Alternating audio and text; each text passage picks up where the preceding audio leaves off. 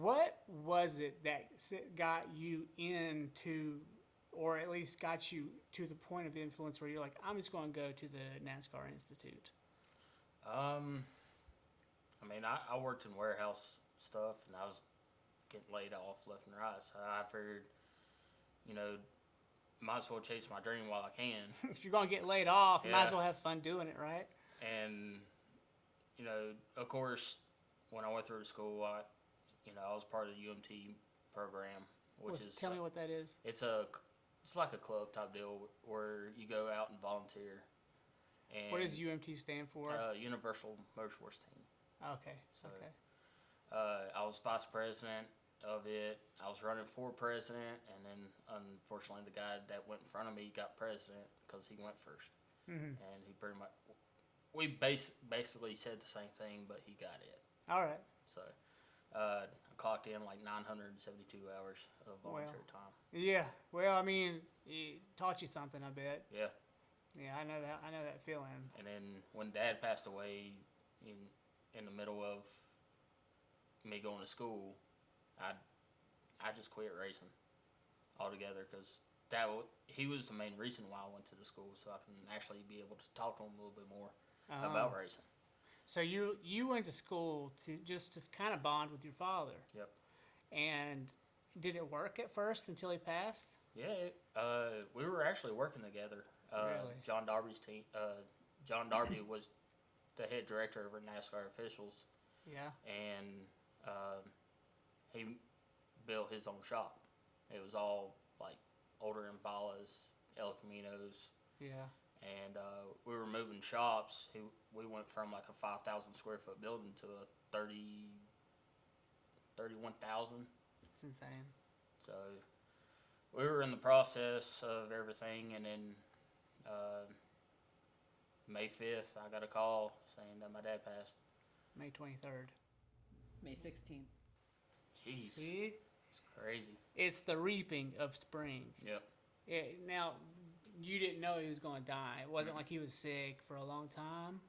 Well, he was an alcoholic, All right. but he had diabetes. So I always tell people, he died of Complications of diabetes. Mm-hmm. And, it hit me hard. So I took it hard. Mine was a blow to the chest. Yep. I felt hollow for months. I didn't know what to do with myself. So I took a phase break from school, and I got a call literally a couple days after Dad's funeral.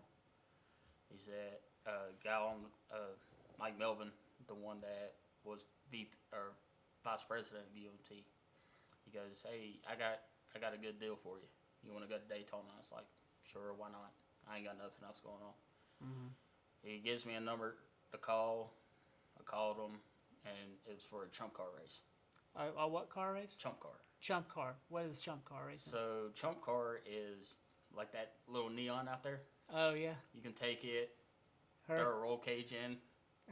It's a Focus, I think, right? Or is it? Is it a neon? It's a Chevy Cobalt. It's a Cobalt. that little They're the little same throwaway class. cars. Yeah.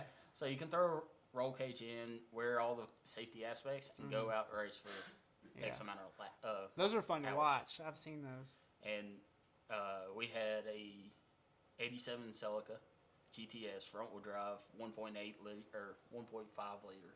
I hope it's light. It was light, very slow, very light. Once the roll cage was in. Yeah, and then the other car was a totally different animal, 78 LTD 460. Wow. Convertible on slicks. Convertible, not really smart for racing. No. But put the cage in, I guess. It's But fine. they asked me if I had any racing experience. I do here and there. I mean, I would probably say at that point you did have a lot of racing experience. Well, behind the wheel. Oh, racing. Racing. Got it. Okay. So I told him, my history, and he goes, "All right, well, we're going to stick you in the LTD first." All right. There was, I think it was 152 cars showed Really? up. Wow. By the time green flag dropped, 75% or about 75 of them dropped out. Just from what? DTF? Just mechanicals. Okay. Yeah. And it was a 14-hour endurance race. And I've been on those. the first stint was not, or your stint was 90 minutes. So I had to bad. learn quick. It's like driving to Mooresville Yeah, a couple times. at 100 miles an hour. Yeah, and I got out of the car, and he's like, "How you feeling?" I'm like, "I feel pretty good." He's like, "Good, you're getting in the Celica next." So, 14 hours. Let's see, at 13:57, the LTD rear end broke. All right. 11 hours into it, the Celica transmission broke. So, long night. Yeah. Well, the 14-hour I did, I was filming it.